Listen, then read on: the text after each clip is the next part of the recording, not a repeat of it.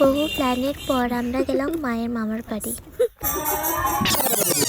তো হ্যালো সকলকে, আমাদের সকাল 6টায় বাস ছিল, তো আমরা বাসের জন্য ওয়েট করছিলাম। তো বাস চলে আসছে, তারপর আমরা উঠে পড়ি। আর আমরা যাচ্ছিলাম হুগলি ব্রিজের উপর দিয়ে। তো দেখো পুরো কুয়াশা পড়ে, মানে কিছুই দেখাই যাচ্ছিল না নদীটা। ও হ্যাঁ, আমি তো বলতে ভুলেই গিয়েছি আমরা কোথায় যাচ্ছিলাম। আমরা যাচ্ছিলাম মেদিনীপুর মায়ের মামার বাড়ি। পুরো পরিবারের সকলে মিলে গিয়েছিলাম। বাস থেকে নেমে আমরা একটু মিষ্টি নিয়ে নিচ্ছিলাম। তো তারপর আমরা টোটো করে যাচ্ছিলাম। আর দেখো এইগুলো কিন্তু খাল, কতটা গভীর তাই না?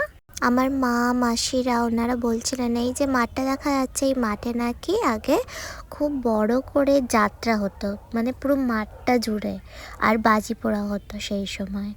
তো এখনো হয়, তবে সেরকম বড় করে আর হয়ে ওঠে না। তো আমরা হাঁটতে হাঁটতে অনেক গল্প করছিলাম, গল্প করে করে যাচ্ছিলাম আর বলছিলাম যে এখানের মেদিনীপুরের মানুষেরা খুবই অতিথি আপ্যায়ন। আমার এইটা দোতলা বাড়ি তো মাটির বাড়ি, আগের মাটির বাড়ি।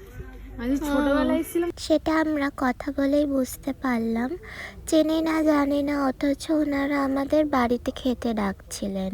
এই তো আমরা কথা বলতে বলতে গন্তব্যে পৌঁছে গেলাম, মানে মায়ের মামার বাড়ি। এটাই ছিল সেই মাটির দোতলা বাড়ি।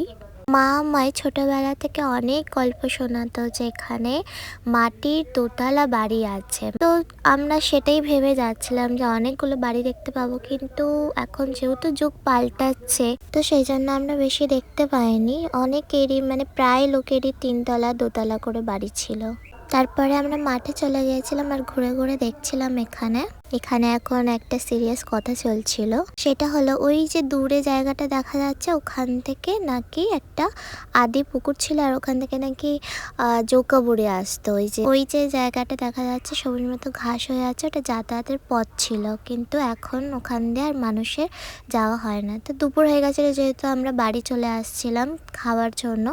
সন্ধ্যাবেলা গীতা পাঠ ছিল, তো সেটাই হচ্ছিল। এইভাবে আমাদের দিনটা কাটলো। তো দেখা হচ্ছে পার্ট 2-তে। চলো টাটা।